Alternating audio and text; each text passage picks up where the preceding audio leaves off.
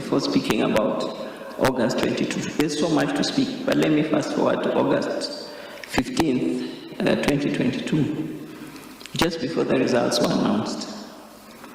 It was chaotic, but just around noon, a call came in, and the pastors wanted clearance at the gate, so they requested that the chair asked the protocol team to allow them to have quick, free access. So he was getting ready because he had come back very early in the morning of August 14th. I heard him telling his team that he will be announcing the results on that day at 3. He hadn't slept, so I forced him to sleep for at least 2-3 hours so that he could take a rest. And when he woke up, it was calls that kept waking him up, so he woke up and he was dressing. So as we were preparing him to dress, he kept on getting calls. And at one time, the security came in and said, I don't know who was waiting at the gate. We don't know who was waiting at the gate. But to fast forward, a call that came in was from the Archbishop Olesapit, requesting that the chair calls the gate to get clearance. Now, I overheard that conversation because he was busy dressing, so he was on speakerphone. And I said to him, why don't you ask the Archbishop to come home? And he says, why would he come home now? They are heading for, I said, no, let him come home. It turned out there were 14 of them. So when they came home, a team of 14 came in. When they came, I just told them, I pray for the chair every morning. I used to pray for him every morning before he leaves the house, because the spiritual leaders had told me I am the Esther of this country.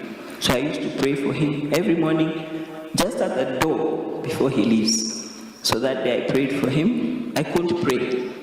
So when the Archbishop came, and the entire team, there were 14 of them, I said to them, I'm not able to pray. Can you please pray for this day? Can you please pray for the chairman? As he proceeds to go and announce the results.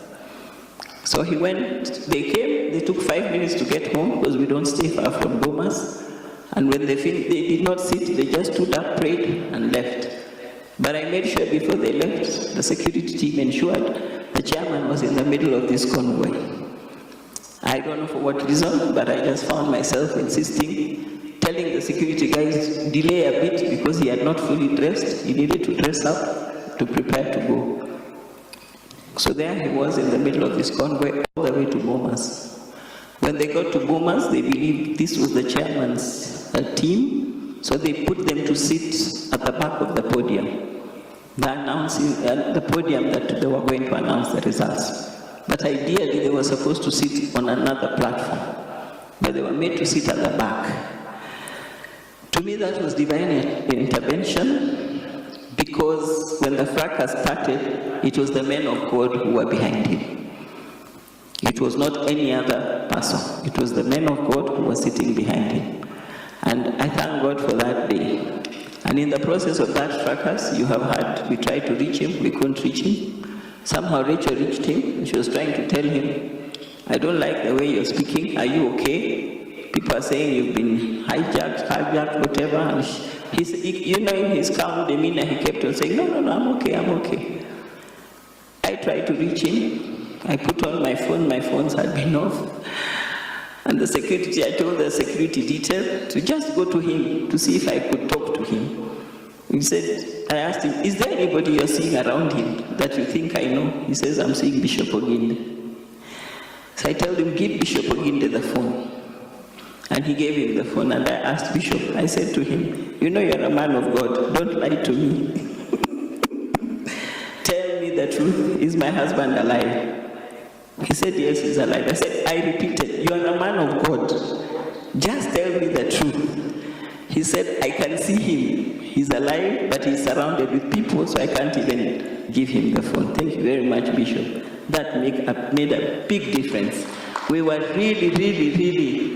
really stressed at that time, because people were calling in, calling Rachel, calling me, saying chairman is being compromised, he's refusing to announce the results, and a lot of talk. So that was a very difficult day for us. but God came through for us. He really came through for us. So we thank God. And I want to say, when he came home, after he announced the results, he was so tired he just slept on the sofa. And then when he woke up, he asked, "Is there peace in the country?" And I said, "Yes."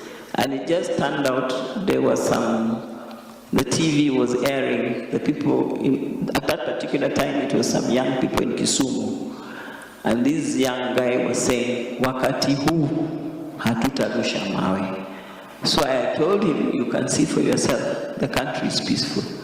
And he said, "So why did anybody else think that the country was not going to be peaceful?"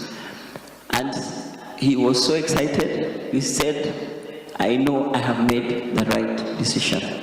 What I needed is to have this country peaceful. I was not going to be the one to cause bloodshed in this country." So he was very clear about that, and he was very peaceful after that. And the rest, you know, we went for the Supreme Court, and the rest, you know.